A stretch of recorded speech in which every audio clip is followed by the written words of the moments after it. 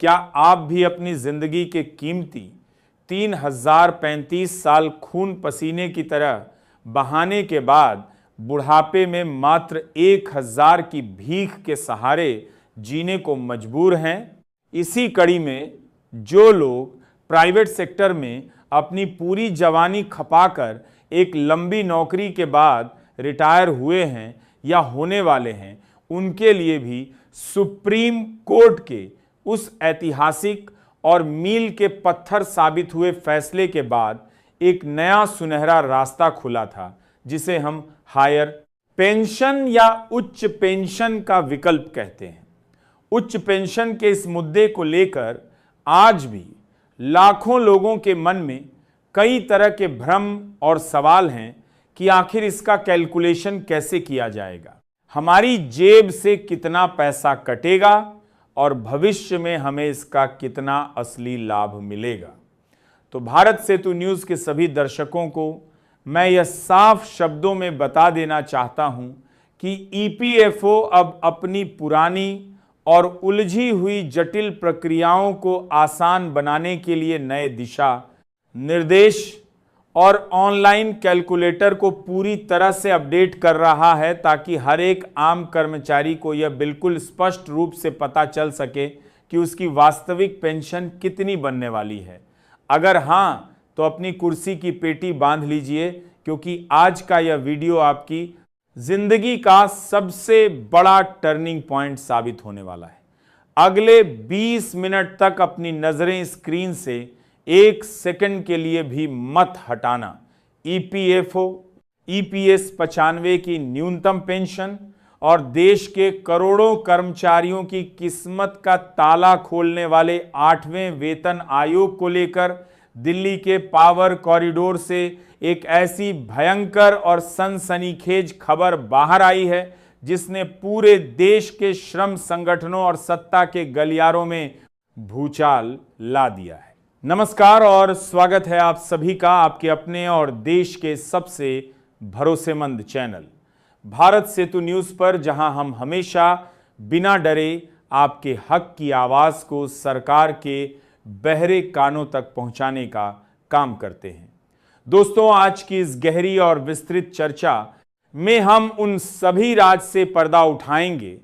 जिन्हें अब तक जानबूझकर आपसे छुपाया गया या जिन पर खुलकर बात करने से बचा गया। सबसे पहले हम जिक्र करेंगे उस ऐतिहासिक और महान संघर्ष का जो देश के 65 लाख से ज्यादा बुजुर्ग पेंशन भोगी पिछले कई सालों से लगातार लड़ रहे हैं। ईपीएस 95 राष्ट्रीय संघर्ष समिति के झंडे तले कमांडर अशोक राउत और उनके लाखों वफादार साथी दिन रात एक किए हुए हैं कि इस देश के बुजुर्गों को उनका असली सम्मान मिले और उनकी न्यूनतम पेंशन को मौजूदा 1000 की मामूली रकम से बढ़ाकर सीधे 7500 प्रति महीना प्लस महंगाई भत्ता यानी डीए कर दिया जाए। अब आप खुद अपने दिल पर हाथ रखकर सोचिए कि आज के इस भयंकर महंगाई के दौर में क्या कोई भी आम परिवार या कोई भी बुजुर्ग इंसान सिर्फ 1000 या 1500 प्रति महीना में अपना गुजारा चला सकता है क्या? दवाइयों का भारी भरकम खर्च और 2 वक्त की रोटी का इंतजाम क्या इस मामूली सी रकम में पूरा हो सकता है? इसका जवाब है बिल्कुल नहीं। और यही चुभने वाली बात अब ईपीएफओ और वित्त मंत्रालय के बीच चल रही बंद कमरों की गुप्त बैठकों में सबसे बड़ा सिरदर्द बन चुकी है। विश्वस्त सूत्रों से जो बेहद पक्की खबरें छनकर बाहर आ रही हैं, उनके अनुसार ईपीएफओ के केंद्रीय न्यासी बोर्ड यानी सीबीटी की आने वाली बैठकों में इस न्यूनतम पेंशन की सीमा को बढ़ाने पर बहुत ही उच्च स्तरीय मंथन चल रहा है और संसदीय समिति ने भी सरकार को यह कड़ी सिफारिश पहले ही भेज दी है कि इस न्यूनतम राशि को बिना किसी देरी के तुरंत प्रभाव से बढ़ाया जाए, क्योंकि यह कोई खैरात नहीं बल्कि बुजुर्गों के सम्मान और उनके जीने के मौलिक अधिकार का मामला है। इसी कड़ी में जो लोग प्राइवेट सेक्टर में अपनी पूरी जवानी खपाकर एक लंबी नौकरी के बाद रिटायर हुए हैं या होने वाले हैं, उनके लिए भी सुप्रीम कोर्ट के उस ऐतिहासिक और मील के पत्थर साबित हुए फैसले के बाद एक नया सुनहरा रास्ता खुला था, जिसे हम हायर पेंशन या उच्च पेंशन का विकल्प कहते हैं। उच्च पेंशन के इस मुद्दे को लेकर आज भी लाखों लोगों के मन में कई तरह के भ्रम और सवाल हैं कि आखिर इसका कैलकुलेशन कैसे किया जाएगा, हमारी जेब से कितना पैसा कटेगा और भविष्य में हमें इसका कितना असली लाभ मिलेगा। तो भारत सेतु न्यूज़ के सभी दर्शकों को मैं ये साफ शब्दों में बता देना चाहता हूं कि ईपीएफओ अब अपनी पुरानी और उलझी हुई जटिल प्रक्रियाओं को आसान बनाने के लिए नए दिशा निर्देश और ऑनलाइन कैलकुलेटर को पूरी तरह से अपडेट कर रहा है, ताकि हर एक आम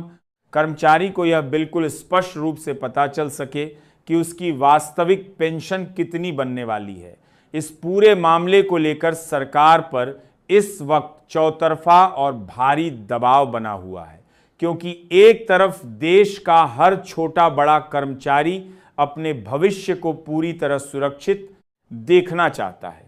और दूसरी तरफ श्रम मंत्रालय भी इस गंभीर बात को भली भांति समझ रहा है कि यदि समय रहते पेंशन भोगियों को ठोस राहत नहीं दी गई तो यह सुलगता हुआ आंदोलन एक बहुत बड़ा और भयंकर रूप ले सकता है। दोस्तों, ईपीएस 95 का यह पूरा मुद्दा सिर्फ कुछ हजारों की पेंशन तक सीमित नहीं है, बल्कि यह उस बुनियादी सामाजिक सुरक्षा का मुख्य आधार है जिसके लिए एक कर्मचारी अपने पूरे जीवन के 30 या 35 साल किसी एक संस्थान को समर्पित कर देता है, अपनी खून पसीने की गाढ़ी कमाई का एक बड़ा हिस्सा हर महीने पीएफ खाते में कटवाता है, ताकि बुढ़ापे में उसे किसी के आगे हाथ ना फैलाना पड़े,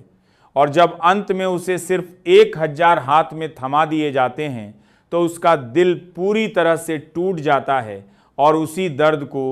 महसूस करते हुए हम भारत सेतु न्यूज़ पर लगातार आपकी आवाज़ को आसमान तक बुलंद कर रहे हैं। अब रुख करते हैं उस दूसरे सबसे बड़े धमाके की ओर, जिसका बेताबी से इंतज़ार देश का हर एक केंद्रीय कर्मचारी, हर एक राज्य कर्मचारी और यहाँ तक कि सरहद पर तैनात सेना के जवान और रेलवे के कर्मचारी भी कर रहे हैं। और वो महा अपडेट है 8वां वेतन आयोग यानी एचपे कमीशन को लेकर। जैसा कि आप सभी दर्शक भली भांति जानते,